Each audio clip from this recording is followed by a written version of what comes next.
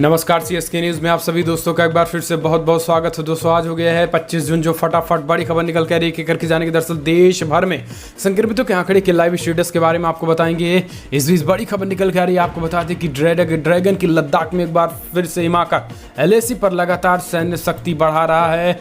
इस बीच बीडीओ इलाकों में चीन का अड़ंगा लगाया है गलवान घाटी के बाद। जी इसके बारे में भी आपको बताएंगे। इस बीच बड़ी खबर निकल के आ रही है, जापान ने विवादित द्वीपों की प्रशासनिक स्थिति बदली, चीन ने भेजे अपने जहाज तो जापान ने मुंहतोड़ जवाब दिया। जी हम आपको बताएंगे कि जापान के इस द्वीप पे किस तरीके से चीन और जापान भिड़ने जा रहे हैं, इसके बारे में आपको बताएंगे। इस बीच कोरोनिल विवाद के बीच मुश्किल में बाबा रामदेव और आचार्य बालकृष्ण, बिहार के कोर्ट तक पहुंच चुका है मामला, इसके बारे में आपको बताएंगे। इस बीच आतंक पर लगाम लगाने में फिर पस्त हुआ पाकिस्तान, एफएटीएफ की ग्रे लिस्ट में बना रहेगा। जी हाँ, एक बार फिर झटका लगा, इसके बारे में आपको बताएंगे। इस बीच 31 जुलाई तक कहां पे लॉकडाउन बढ़ गया है।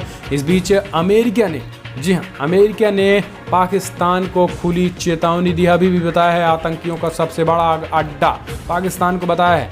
सब कुछ खबरें जानेंगे, लेकिन इस बीच नेपाल को बड़ा झटका लगा। चीन ने भी नेपाल की तरफ दिखाई आंख, तो अब नेपाल ने भी सीमा सशस्त्र प्रहरी बल को तैनात किया है चीन की बॉर्डर पर पेट्रोलिंग करने के लिए। तो ये अब नेपाल भी पूरी तरीके से दहशत में है। सब कुछ खबरें जाने के लिए उससे पहले छोटा सा निवेदन, अगर आपने चैनल को अभी तक सब्सक्राइब नहीं किया तो प्लीज़ सब्सक्राइब की लाल बटन दबाकर चैनल को सब्सक्राइब करें। और अगर आप भी मानते हैं कि पीएम मोदी के नेतृत्व में देश कोरोना को भी हराएगा, देश के दुश्मनों को भी हराएगा, तो इस वीडियो को दिल से लाइक करके अपना समर्थन दर्ज के। दरअसल पहली बड़ी खबर निकल के आ रही है, आपको बता दें देश भर में संक्रमितों का आंकड़ा 4,72,000 को हुआ पार। जी हाँ, आपको बता दें 4,72,985 मामले सामने आ चुके हैं। पिछले 24 घंटे में 16,868 कन्फर्म केसेस हो चुके हैं, जबकि मृतकों की संख्या 14,000 के पार कर गई। 14,907 मामले हो चुके हैं। अच्छी खबर यह है कि 2,71,000 लोग स्वस्थ भी हो चुके हैं। महाराष्ट्र की बात करें तो 3,890 के करीब कन्फर्म केसेज हो चुके हैं। तो टोटल 1,42,000 टोटल हो चुके हैं। पिछले 24 घंटे में 3800 के मामले हैं। दिल्ली में पिछले 24 घंटे में 3788 मामले सामने हैं, तो टोटल 70,000 के आंकड़े पार कर गए। तमिलनाडु में 28 से 65 मामले सामने हैं, तो 67,000 के आंकड़े पार कर गए। गुजरात में 572 मामले सामने हैं, तो 29,000 के आंकड़े पार कर गए। यूपी में 664 मामले सामने हैं, तो 19,000 के आंकड़े पार कर गए। राजस्थान में 382 मामले सामने हैं, तो 16,000 के आंकड़े पार कर गए। पश्चिम बंगाल में 445 मामले सामने हैं, तो 15,000 के आंकड़े पार कर गए। मध्य प्रदेश में 187 मामले सामने, तो 12,000 के आंकड़े पार कर गए। हरियाणा में 490 मामले सामने आए हैं, तो 12,000 के आंकड़े पार कर गए। तेलंगाना में 891 मामले सामने, तो 10,000 के आंकड़े पार कर गए। आंध्र प्रदेश में 497 मामले सामने हैं, तो 10,000 के आंकड़े पार कर गए। कर्नाटका में 397 मामले सामने, तो 10,000 आंकड़े। बिहार में भी 223 मामले कल आए। इस बीच जम्मू कश्मीर में 186 मामले सामने, असम में 226 मामले, उड़ीसा में 282, पंजाब में 230 मामले सामने। तो ये राज्य दर राज्य आंकड़े फिलहाल। हम चलते हैं अगली बड़ी खबर लेते हैं। आपको बता दें बिग ब्रेकिंग न्यूज़ निकल के आ रही है, जहां पर नहीं मान रहा ड्रैगन लद्दाख के पास एलएसी पर लगातार सैन्य शक्ति बढ़ा रहा है चीन। और इस बीच गलवान घाटी के बाद डीबीओ इलाके में चीन ने लगाया अड़ंगा और भारतीय पेट्रोलिंग भी रोक दी। जी हाँ, दरअसल भारत की तमाम कोशिशों के बावजूद सीमा पर चीन अपनी हरकतों से बाज नहीं आ रहा है। वो सीमा पर लगातार भारत से भिड़ रहा है। चीन ने प्योंगयांग और गलवान घाटी के बाद अब दौलत बेग ओल्डी डीबीओ इलाके में भारतीय सेना की पेट्रोलिंग को ब्लॉक कर दिया है। वो दौलत बेग ओल्डी इलाके की पेट्रोलिंग पॉइंट 10 से 13 के बीच अड़ंगा लगा रहा है। चीन ने दौलत बेग ओल्डी इलाके और डिस्पेंग सेक्टर के पास कैंप बना लिया है। दौलत बेग ओल्डी और डिस्पांग सेक्टर के पास चीन बेस में हलचल तेज हो गई है। सूत्रों के मुताबिक चीनी बेस के पास कैंप और सड़क बनाई गई है। इसका खुलासा जून की सैटेलाइट तस्वीरों से हुआ है। वहीं भारतीय सेना ने भी डेस्पांग इलाके में जवानों की तैनाती बढ़ा दी है। सूत्रों ने आज तक को बताया है कि काराकोरम दर्रा के पास के इलाकों में चीन अतिक्रमण करना चाहता है। वो पाकिस्तान और यूरोप को जाने वाले हाईवेज के लिए रास्ता चाहता है। वो शेंझेन इलाके में होकर भारतीय क्षेत्रों से गुजरता है। इसको लेकर चीन की मंशा साफ होती जा रही है और दौलत बेग ओल्डी सेक्टर में चीन कब्जा करने की फिर से कोशिश में फिराक। लेकिन इस बीच सेना मुंहतोड़ जवाब तो दे ही रही, लेकिन इस बीच आपको बता दें सैन्य शक्ति भी चीन लगातार बढ़ाता चला जा रहा है। फिलहाल भारत कड़े जवाब देने के लिए तैयार है। हम चलते हैं अगली बड़ी खबर लेते हैं। आपको बता दें कि जापान ने अपने विवादित द्वीपों की प्रशासनिक स्थिति बदली, तो भड़क गया चीन, भेज दिया अपने पनडुब्बी जहाज को। जी हाँ, आपको बता दें कि जापान ने हाल ही में उन द्वीपों की प्रशासनिक स्थिति को बदलने के लिए एक विधेयक मंजूरी दे दी है, जिन पर चीन और जापान दोनों ने दावा किया है। अब दोनों देशों के बीच असहमति का एक कारण बन गया है। दरअसल जापान ने आके नावा नगर परिषद ने सोमवार को इस बिल को मंजूरी दे दी। इसके बाद इशिमाकी सिटी काउंसिल जापान में सेनकाकस और चीन में डियाओजोउ के रूप में चिन्हित द्वीप समूह की प्रशासनिक स्थिति को बदल देगा। और आपको बता दें कि इस द्वीप समूह में वर्तमान में लोग नहीं रहते हैं। आपको बता दें तो ये एक बड़ी खबर है कि अब जापान आपको बता दें कि एक द्वीप है, उस द्वीप पे जापान भी कब्जा चाहता है और जापान का वर्तमान में कब्जा है, लेकिन चीन उसको अपना बताता है और वो लगातार उस पर कब्जा करने की कोशिश करता है। हालांकि इस बार भी कब्जा करने की कोशिश किया तो जापान ने मुंह तोड़ जवाब दिया। हालात वहां पर जबरदस्त तनावपूर्ण है। हम चलते हैं अगली बड़ी खबर। कोरोनिल विवाद मुश्किल में, बाबा रामदेव और आचार्य बालकृष्ण। बिहार की कोर्ट में पहुंच गया है मामला। जी हाँ, दरअसल कोरोनिल वायरस की दवा करने वाले स्वामी रामदेव की मुश्किलें और बढ़ सकती हैं। बाबा रामदेव और पतंजलि आयुर्वेद के एमडी आचार्य बालकृष्ण के खिलाफ बिहार की मुजफ्फरपुर जिला अदालत में एक आपराधिक शिकायत दायर की गई है। पूरा मामला कोरोना की दवा को लेकर किए गए दावे से जुड़ा है। मालूम हो कि कोरोना की मेडिसिन दवा बनाने वाली बाबा रामदेव पतंजलि योगपीठ की दिव्य फार्मेसी मुश्किल में गई। कंपनी को सर्दी जुकाम की दवा बनाने का लाइसेंस जारी किया गया था, लेकिन पतंजलि ने कोरोना की दवा बनाने का दावा किया। इस बात को लेकर उत्तराखंड के ड्रग्स कंट्रोलर ने दिव्य योग फार्मेसी को नोटिस जारी किया है।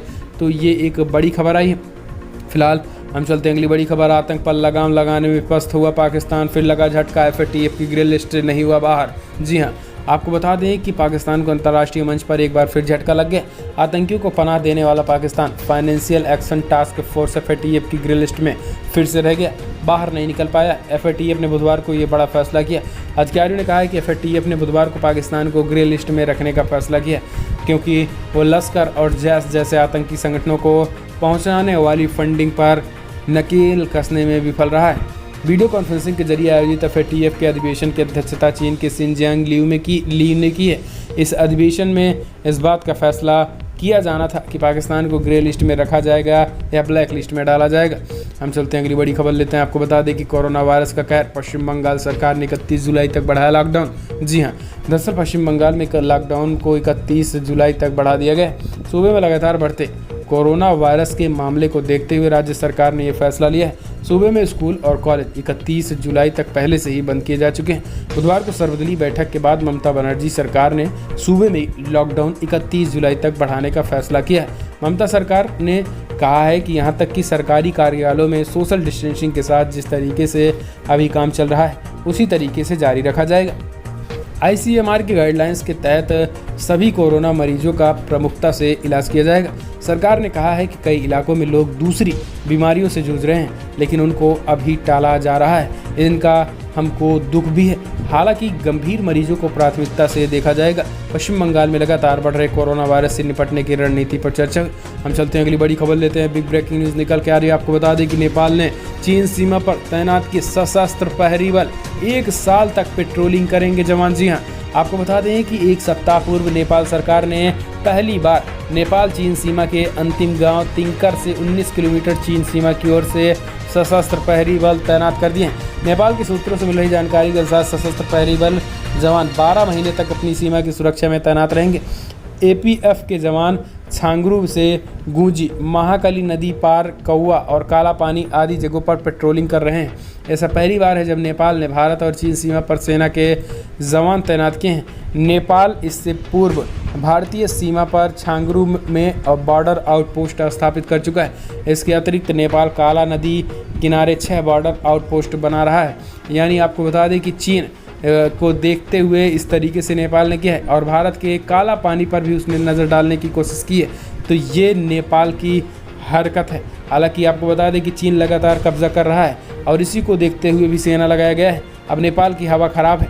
हम चलते हैं अगली बड़ी खबर। पश्चिम बंगाल के लिए भाजपा की ताबड़तोड़ रैली शुरू, केंद्रीय मंत्री करेंगे संबोधित। जी हाँ, कई केंद्रीय मंत्री पश्चिम बंगाल विधानसभा चुनाव के लिए भाजपा ने चुनावी कैंपेन शुरू कर दिया है। आपको बता दें कि अब इसका जोर भी पकड़ने जा रहा है। अगले कुछ दिनों में भाजपा के कई केंद्रीय मंत्री ताबड़तोड़ वर्चुअल रैलियों को संबोधित करेंगे। इसकी शुरुआत भाजपा महासचिव भूपेंद्र यादव की बुधवार को हुई एक वर्चुअल रैली में हो गई है। भूपेंद्र यादव ने वर्चुअल रैली को संबोधित करते हुए कहा है कि वाम मोर्चा के शासनकाल में भी तृणमूल कांग्रेस के शासन में राज्य की स्थिति बदतर हुई है। राज्य में हिंसा का वातावरण है। स्वास्थ्य व शिक्षा के क्षेत्र में बंगाल पिछड़ गया है। जो राज्य कभी देश का अग्रणी राज्य था, आज पिछले पायदान पर पहुंच गया है। तो ये एक बड़ी खबर है। हम चलते हैं अगली बड़ी खबर लेते हैं। 26 जून को 1 करोड़ लोगों को रोजगार देंगे सीएम योगी आदित्यनाथ। जी हां, आपको बता दें कि यूपी के मुख्यमंत्री योगी आदित्यनाथ 26 जून को एक साथ 1 करोड़ लोगों को रोजगार देकर नया रिकॉर्ड बनाने जा रहे हैं। इतना ही नहीं, यूपी देश का पहला राज्य होगा जो एक साथ 1 करोड़ लोगों को रोजगार देगा। सीएम योगी के मिशन रोजगार का आगाज खुद प्रधानमंत्री मोदी करेंगे। लॉकडाउन के बाद ये पहला मौका होगा जब प्रधानमंत्री किसी राज्य में जुड़े कार्यक्रम में शिरकत करेंगे। अपर मुख्य सचिव गृह अवनीश अवस्थी ने बताया है कि मंगलवार को मुख्यमंत्री ने अधिकारियों संग इसकी समीक्षा की है। अवस्थी ने बताया है कि 26 जून से प्रदेश में रोजगार का मेगा अभियान शुरू किया जाएगा। पीएम मोदी इसकी शुरुआत करेंगे। हम चलते हैं अगली बड़ी खबर लेते हैं। आपको बता दें बिग ब्रेकिंग निकल के आ रही है। भारत चीन तनाव के बीच बौखलाया पाकिस्तान। एलओसी पर बढ़ाई सैनिकों की संख्या। तो वहीं विदेश मंत्री का बयान निकल के आया, भारत करना चाहता है पीओके पर कब्जा। जी हाँ, दरअसल आपको बता दें कि लगातार चीन विवाद के बीच पाकिस्तान बौखलाया है या फिर एक रणनीति। एलओसी पर बड़े पैमाने पर सैनिकों की संख्या लगातार बढ़ाई जा रही है। लेकिन इन सब के बीच इधर बड़ी बयान निकल के आया है, खास करके पाकिस्तान के विदेश मंत्री का। कुरैशी ने कहा है कि भारत आज पाकिस्तान पर हमले की फिरौत में है और पीओके को कब्जा करना चाहता है। जी हाँ, आपको बता दें कि पाकिस्तान के विदेश मंत्री शाह महमूद कुरैशी ने बुधवार को भारत पर आरोप लगाया कि वो चीन के साथ सीमा विवाद से अपने देश में विपक्षी दलों का ध्यान हटाने के लिए उनके देश पर हमले की साजिश रच रहा है। कुरैशी का बयान इसके एक दिन बाद आया है जब भारत ने पाकिस्तान से कहा था कि वो नई दिल्ली स्थित अपने उच्चायोग के कर्मचारियों की संख्या आधी करे। एक समाचार चैनल से बात करते हुए कुरैशी ने कहा कि भारत का रुख एकदम साफ है। वो अपने देश में विपक्षी दलों का ध्यान चीन के साथ अपनी सीमा विवाद से भटकाकर पाकिस्तान पर लाना चाहता है और इसी की वजह से आपको बता दें कि एलओसी पर बड़े पैमाने पर पाकिस्तानी सैनिकों की संख्या बढ़ती चली जा रही है। तो ये भी भारत के लिए एक अलर्ट की बात है। हम चलते हैं अगली बड़ी खबर लेते हैं। आपको बता दें कि शेखर सुमन ने की सीबीआई जांच की मांग। बनाया ऑनलाइन फोरम। जी हाँ, सुशांत सिंह जैसे बॉलीवुड एक्टर सुशांत सिंह राजपूत ने 14 जून को आत्महत्या कर ली। इस मामले में अब सीबीआई जांच की मांग तेज हो गई है। हाल ही में महाभारत में द्रौपदी का किरदार निभाने वाले एक्ट्रेस रूपा गांगुली ने सुशांत सिंह राजपूत के सीबीआई जांच की मांग की है मृतक के। इस बीच शेखर सुमन ने भी ट्वीट करके लिखा है कि अब जस्टिस फॉर सुशांत फोरम नाम से एक ट्विटर पर ट्रेंड हुआ है और इसके साथ ही उन्होंने फोरम बनाया है। जो भी व्यक्ति वो चाहता है सीबीआई जांच की मांग हो, वो उस फोरम पर ट्वीट करके justice for Sushant forum tweet करके आप अपना समर्थन दर्ज कर सकते हैं। आपको बता दें कि सीबीआई जांच की मांग तेज हो गई है। क्या आप चाहते हैं सीबीआई जांच की मांग? कमेंट के माध्यम से अपनी राय देना ना भूलें। हम चलते हैं अगली बड़ी खबर लेते हैं। शिवराज मंत्रिमंडल का जल्द होगा विस्तार। दिग्गजों के बीच मंथन के बाद नाम होंगे तय। जी हाँ, आपको बता दें कि मध्य प्रदेश में शिवराज मंत्रिमंडल के विस्तार को लेकर अटकलें फिर से तेज हो गई है। कयास लगाए जा रहे हैं कि जल्द ही मंत्रिमंडल का विस्तार हो सकता है। खास बात यह है कि इस बार खुद मुख्यमंत्री शिवराज सिंह चौहान ने इन अटकलों को हवा दी और जल्द ही ये बड़ी बात निकल के आई है। फिलहाल हम चलते हैं अगली बड़ी खबर लेते हैं। दोस्तों, आपको बता दें कि मणिपुर से निकल के आ रही मणिपुर से कांग्रेस को बड़ा झटका तो वहीं बीजेपी को बड़ा फायदा हुआ। जी हाँ, आपको बता दें कि मणिपुर में पूरी तरीके से पार्टी अब फिर से एनपीपी जो कि बागी हुए थे, अब बीजेपी के साथ फिर से सरकार बनाने को तैयार। जी हाँ, आपको बता दें कि मणिपुर में सियासी संकट का घमासान पूरी तरीके से खत्म हो गया है। राज्य की एन बीरेन के नेतृत्व वाली सरकार को बचाने के लिए भारतीय जनता पार्टी पूरी जोर लगाई थी, लेकिन इस बीच फिर से एनपीपी ने बीरेन सरकार को समर्थन देने का ऐलान कर दिया है और कांग्रेस पार्टी को बड़ा झटका लगा। वहीं कांग्रेस पार्टी के मुख्यमंत्री पद के उम्मीदवार पर सीबीआई का शिकंजा है। सीबीआई लगातार उनसे पूछताछ भी कर रही है। आपको बता दें कि कांग्रेस पार्टी ने ही सोची समझी रणनीति के तहत बीजेपी बीजेपी के कुछ विधायकों को इस्तीफे दिलवाए और इस नेशनल पीपल्स पार्टी से भी इस्तीफे दिलवाए। हालांकि अब एनपीपी के चारों विधायक ने फिर से समर्थन देने का ऐलान कर दिया और कांग्रेस को बड़ा झटका लगा। फिलहाल हम चलते हैं अगली बड़ी खबर लेते हैं। दुनिया भर में जो आंकड़े निकल के आ रहे हैं, 92 लाख के आंकड़े पार कर गए। जी हाँ, 92,37,000 कन्फर्म केसेज हैं, तो वहीं मृतकों की संख्या 4,76,000 को पार कर गई है। यूनाइटेड स्टेट में 23,91,000 कन्फर्म केसेज हैं, तो वहीं 1,22,000 के करीब लोगों की मौत हो गई है। ब्राज़ील में 11,51,000 कन्फर्म केसेज हैं, तो वहीं 52,000 के करीब लोगों की मौत हो गई है। रसिया में 6,06,000 कन्फर्म केसेज हैं, तो वहीं 8500 के करीब लोगों की मौत हो गई है। इंडिया में 4,56,000 कन्फर्म केसेज, तो 14,400 के करीब लोगों की मौत हो गई है। यूके में 3 लाख के करीब केसेस हैं। तो ये दुनिया भर के आंकड़े हैं। फिलहाल बड़ी खबर इतना है, लेकिन अगर आपको वीडियो पसंद आए तो लाइक करें, शेयर करें, कमेंट के माध्यम से अपनी राय देना ना भूलें। इस वीडियो बताने जय हिंद, वंदे मातरम।